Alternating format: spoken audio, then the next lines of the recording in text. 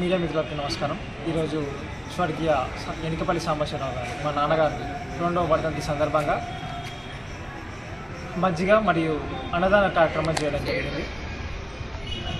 Railway station ప్రాంగణంలో పాదచారులకు, చిరు వ్యాపారులకు, ప్రయాణికులకు మజ్జిగ పంపిణీ కార్యక్రమం చేయడం జరిగింది. అదేవిధంగా దేవకృప ఆశ్రమంలో అనాథ పిల్లలకు ఆహారం పంపిణీ చేయడం జరిగింది. అదేవిధంగా